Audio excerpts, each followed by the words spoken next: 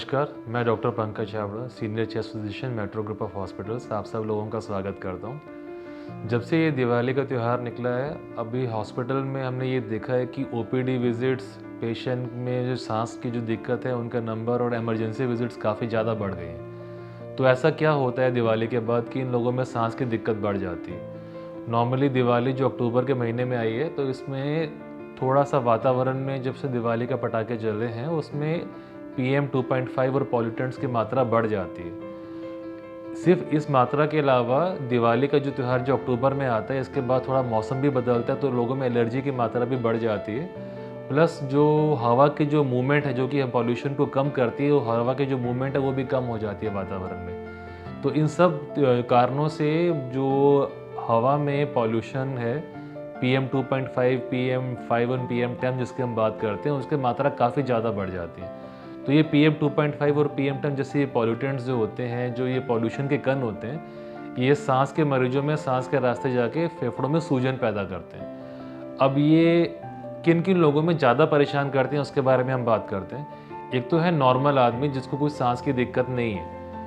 अगर उन लोगों में भी हमने देखा है कि दिवाली के बाद से ये उनको सांस की दिक्कत, खांसी या चेस्ट में कंजेशन या बलगम की मात्रा बढ़ जाती है। और एक हम बात करते हैं जिनको पहले से सांस की या हार्ट की दिक्कत है। तो जिन लोगों में पहले कोई सांस की दिक्कत नहीं है, उसमें वो लोग को ससेप्टेबल इस तरह वाले लोग होते हैं जिनके लंग्स वैसे कमज़ोर होते हैं। जैसे 5 साल से कम उम्र वाले बच्चों में ये दिक्कतें बढ़ जाती हैं, 60 साल से ज़्यादा उम्र वालों में, या फिर जो डायबिटीज़ है, इन लोगों में यूजुअली बॉडी की इम्यूनिटी कम होती है, बॉडी में लड़ने की ताकत कम होती है। तो पॉल्यूशन के बाद से इन लोगों में सांस की दिक्कतें, चेस्ट में कंजेशन जिसको हम आमतौर पर ब्रोंकाइटिस बोलते हैं, वो ज़्यादा कॉमन हो जाता है।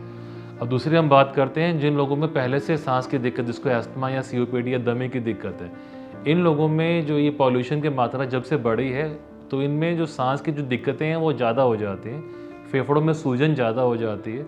पॉल्यूशन के लेवल होने के कारण जो बलगम अंदर से निकलना और इनकी एक्सरसाइज कैपेसिटी वो ज़्यादा कम हो जाती है। प्लस इनका जो नॉर्मल मेडिसिन से ये कंट्रोल चल रहे थे, तो उनके उस मेडिसिन से कंट्रोल ख़त्म हो जाता है। तो हम इस तरह क्या प्रिकॉशन लें कि आप जो सांस के मरीज हैं वो इस मौसम में इस पॉल्यूशन से बचे रहें। पहला, दवाई बिल्कुल नहीं छोड़ें। अगर आपके कंफर्टेबल है, आपको सांस की दिक्कत नहीं हो रही और पॉल्यूशन की मात्रा हो रही है, तो आमतौर पर हमने देखा है कि लोग सेल्फ मेडिकेशन कम कर देते हैं कि सांस की दिक्कत नहीं हो तो वो दवाई बिना डॉक्टर के सलाह के कम कर देते हैं। ये सबसे बड़ा कारण है हॉस्पिटल एडमिशन और एमरजेंसी एडमिशन का। तो जब तक डॉक्टर की सलाह ना लें, ये मौसम में एटलीस्ट अपने सांस की दवाइयों को कम ना करें। कभी भी लगता है कि आपको छाती में जकड़न हो रही है, दवाई लेने की मात्रा की रिक्वायरमेंट बढ़ रही है, ऑक्सीजन की कमी लग रही है या हाथ पैर नीले पड़ रहे हैं, उस कंडीशन में तुरंत अपने डॉक्टर की सलाह लें। कुछ एक वार्निंग साइंस होते हैं जो हम पेशेंट्स को बोलते हैं कि ये बिल्कुल देखते रहें। पहला वार्निंग साइन जैसे बच्चों में होता है, इन लोगों में पसलियाँ चलना होता है। अगर पसलियाँ चल रही हैं तो घर पे कोई ट्रीटमेंट नहीं देके तुरंत डॉक्टर की सलाह लें। या फिर बलगम में खून आना, पसलियाँ चलना, हाथ पैर नीले पड़ना या फिर थोड़ी सी बेहोशी या गफलत वाली हालत, ये कुछ एक वार्निंग साइन है जो कि सांस के मरीजों को इस मौसम में ध्यान रखना चाहिए ताकि सांस की दिक्कतों से बचे रहें और इस मौसम में इस पॉल्यूशन से आराम से निकल जाएं और हॉस्पिटल की एडमिशन की ज़रूरत ना पड़े और दवाइयों से काम हो जाए।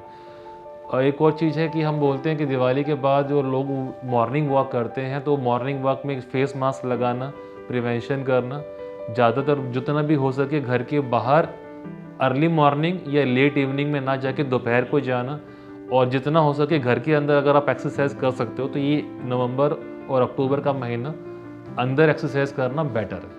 तो ये कुछ इस तरह वाले तत्व हैं जिसको हम करने से सांस के मरीज इस मौसम में सांस की दिक्कतों से बच सकते हैं। नमस्कार।